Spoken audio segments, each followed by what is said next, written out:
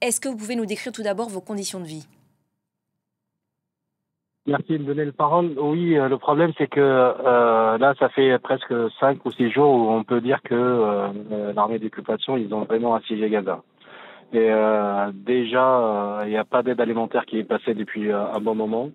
Et il y a une coupure d'électricité, coupure d'eau et la vie ou comment dire, la vie humaine en général s'est arrêtée.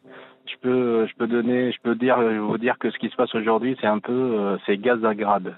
On est encerclé, on n'a pas d'eau potable, on n'a pas d'eau, on n'a pas d'électricité.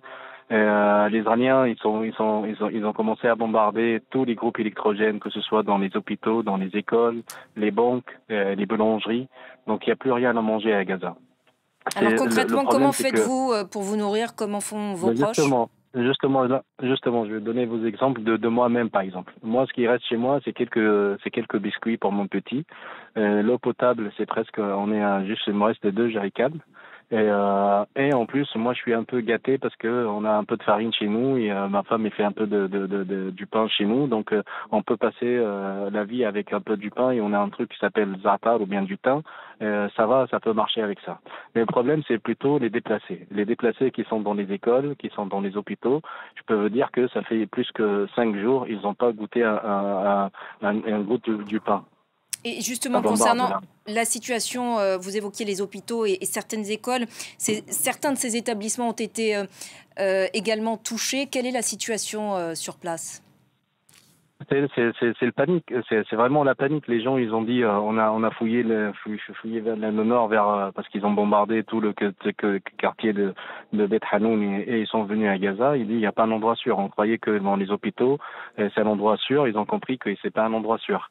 Et aller faire vers le sud, comme les Israéliens ils disent, ou bien l'armée d'occupation ils disent, il faut aller vers le sud.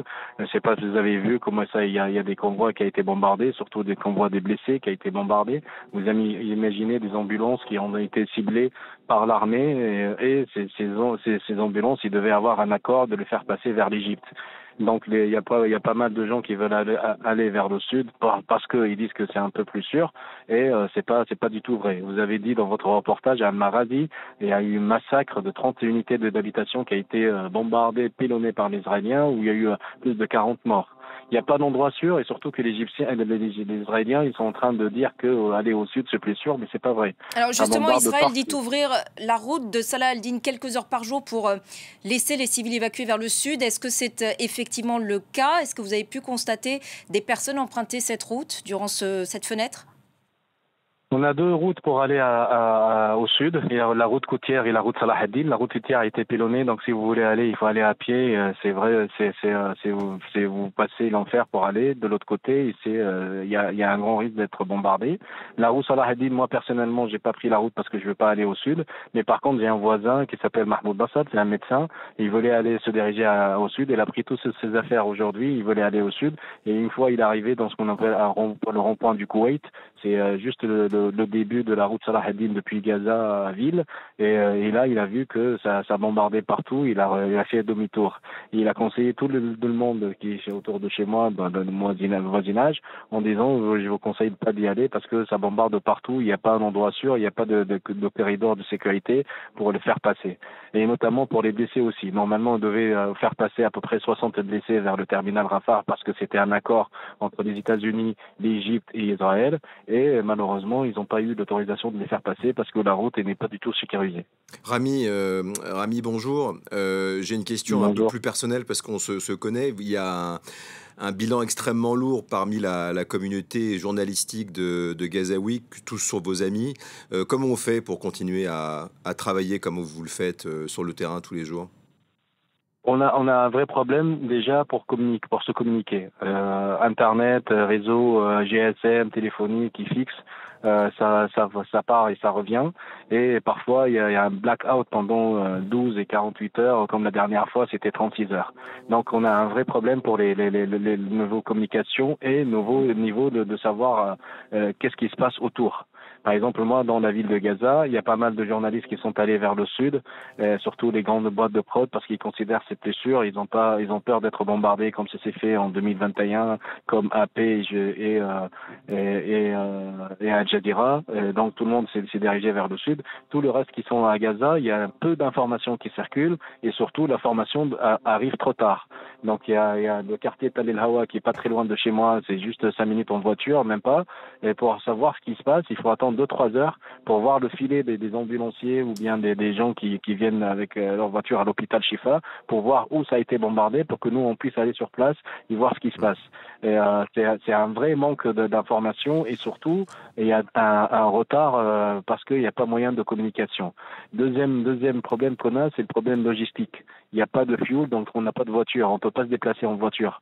Et donc parfois on fait des kilomètres à pied juste pour arriver ou atteindre à une place pour voir ou témoigner ce qui se passe ou voir le bombardement. Rami, sur le plan de la sécurité, on sait qu'un de vos confrères a perdu ce matin 4 de ses enfants et 4 de ses frères. C'est aussi ça, cette réalité. Vous êtes père de famille. Est-ce que vous pensez qu'à terme, à moyen terme ou bientôt, vous allez vous-même prendre la route du Sud et tenter de quitter l'enclave ?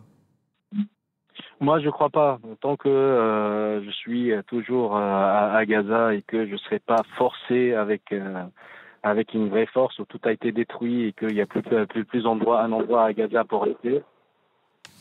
Excuse-moi, là, ça bombarde à côté de chez moi et je bouge pas. Mais le problème, c'est que comme vous avez dit, on est des journalistes et on se sent qu'on est visé. Là, notre confrère de l'agence Anadolu, l'agence turque, il a perdu ses enfants et ses frères à Al-Marazi hier. Il y avait Walid Dahdour, le correspondant et le directeur de l'agence de Al Jazeera à Gaza. Il a perdu sa femme et ses enfants. Et donc, moi, je peux vous dire. Excuse-moi, ça bombarde. Et je peux vous dire que j'ai couvert 4 guerres. J'ai couvert toujours les infos pendant les 4 guerres. Là, je sens que c'est moi vraiment l'info. Ça devient le journaliste l'info. C'est pas nous qui couvrons les infos, mais on est l'info. Rami Abou-Jamous, le chef de la diplomatie américaine, Anthony Blinken, poursuit sa tournée au Proche-Orient. Il a appelé à une pause humanitaire dans ce conflit, mais fin de non-recevoir du côté de Benyamin Netanyahou. Qu'attendez-vous désormais des Occidentaux ? On n'a jamais entendu quoi que ce soit. Malheureusement, tout ce qui se passe, le coulement de sang, les massacres et les boucheries, personne n'a réagi. Le seul truc qu'ils sont en train de dire de faire des corridors humanitaires, faire passer de la nourriture. Nous, on cherche pas la nourriture. On va pas mourir de faim ou bien de soif. Nous, on cherche la sécurité. Il faut arrêter ce bombardement. Il faut arrêter ces massacres. Il faut arrêter ces boucheries. C'est ça qu'il faut intervenir. C'est pas pour nous faire passer quelques gouttes de pain ou bien de biscuits ou quoi que ce soit. Ça n'a rien à voir. Ce qui se passe aujourd'hui avec les Israéliens, ils sont en train d'assiéger Gaza. Et assiéger Gaza, on n'a plus rien. Les groupes électrogènes qu'on comptait, il y en a plus. Le fuel ou bien l'essence qui était là, il y en a plus. L'eau potable, ils ont bombardé les endroits où les grands réservoirs qui alimente le nord de la bande de Gaza et la ville de Gaza. On n'a plus d'eau, donc on se rapproche un peu à Gazagrad.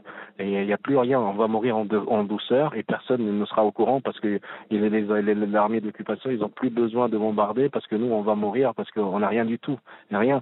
Mais je peux pas vous dire à quelles conditions de vie on vit, mais c'est de jamais vu. C'est une gazastrophe et c'est Gazagrad.